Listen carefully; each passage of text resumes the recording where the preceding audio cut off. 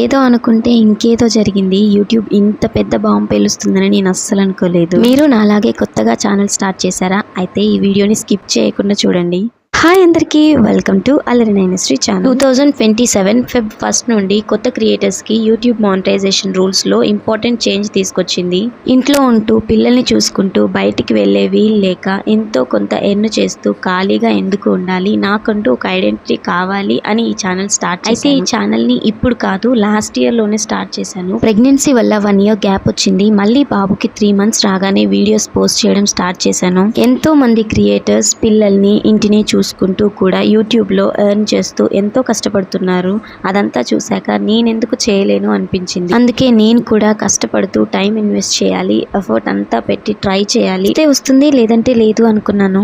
ఓపికతో ట్రై చేస్తే యూట్యూబ్లో సక్సెస్ ఖచ్చితంగా వస్తుంది అని వాళ్ళు చెప్పిన మాటలు నన్ను చాలా ఇన్స్పైర్ చేశాయి. ఎలా అయినా సరే నా ఎఫర్ట్ అంతా పెట్టాలి అనే ప్లానింగ్లో ఉండగానే యూట్యూబ్ ఇంత పెద్ద భారాన్ని నెత్తి మీద మోపుతుందని నేను అస్సలు అనుకోలేదు. అసలు ఇదంతా దేని గురించి చెప్తున్నానంటే, నాలాగే చాలా మంది చిన్న క్రియేటర్కి ఇది చాలా ఇంపార్టెంట్ అప్డేట్. అందుకే రీసెర్చ్ చేసి మరీ మీతో షేర్ చేసుకుంటున్నాను.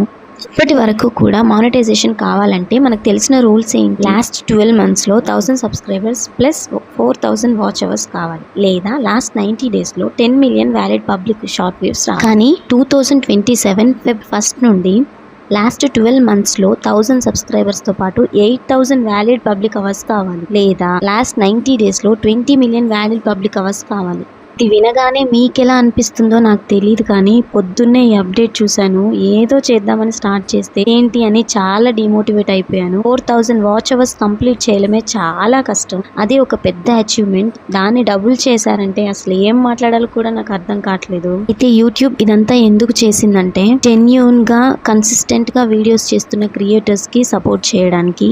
అంటే ఒక్క వీడియో మీదే డిపెండ్ అవ్వకుండా రెగ్యులర్ గా మంచి కంటెంట్ చేయడం చాలా బెటర్. AI లాంటి అడ్వాన్స్డ్ ఫీచర్స్ వస్తున్నాయి కాబట్టి వాటిని యూస్ చేస్తూ ఈజీ వేలో మానిటైజ్ అవుతున్నారు. అలా కాకుండా కన్సిస్టెంట్ గా ఒరిజినల్ కంటెంట్ ఇస్తున్న క్రియేటర్స్ కి హెల్ప్ఫుల్ గా ఉండడం కోసం ఈ చేంజ్ వచ్చారు అనుకోవచ్చు. పైగా రోజు రోజుకి ఛానల్స్ పెరిగిపోతూ వస్తున్నాయి. చూసే వాళ్ళ కంటే కూడా వీడియోస్ తీసే వాళ్ళే ఎక్కువ అవుతున్నారు. అలాంటప్పుడు యూట్యూబ్ కూడా వాల్యుబుల్ క్రియేటర్స్ మాత్రమే తన కమ్యూనిటీలో ఉండాలని అనుకుంటుంది. మనలో చాలా మంది సబ్స్క్రైబర్స్ ని పెంచుకోవడం కోసం షార్ట్స్ చేస్తుంటాం. నేను కూడా నా ఛానల్లో షార్ట్స్ ద్వారా రీచ్ సబ్స్క్రైబర్స్ పెంచుకోవాలని అనుకుంటున్నాను. అలా అని పూర్తిగా షార్ట్స్ మీద డిపెండ్ అవ్వకూడదు. ఎందుకంటే మానిటైజేషన్ అవ్వాలంటే లాస్ట్ 90 డేస్లో 20 మిలియన్ షార్ట్ వ్యూస్ కావాలి. మానిటైజేషన్ అయినా కూడా షార్ట్స్ ద్వారా డబ్బులు పెద్దగా రావు. అంటే ఇప్పటి వరకు కూడా షార్ట్ ఛానల్స్ వీడియోస్ తీసే వాళ్ళకి ప్రతి మనీ యాడ్ చేశారు. కానీ 2027 నుండి లాస్ట్ 90 డేస్లో 1 crore వ్యూస్ ఉంటే మాత్రమే మనీ వస్తాయి, ఛానల్ మానిటైజేషన్ అయినా కూడా. అందుకే నాలాగే చాలా మంది కొత్త క్రియేటర్స్ కి ఈ 6 మంత్స్ ఒక గోల్డెన్ ఆపర్చునిటీ. ఈ 6 మంత్స్ లోగా మానిటైజేషన్ అయిపోయేలాగా ప్లాన్ చేసుకోండి. గట్టిగా ట్రై చేయండి.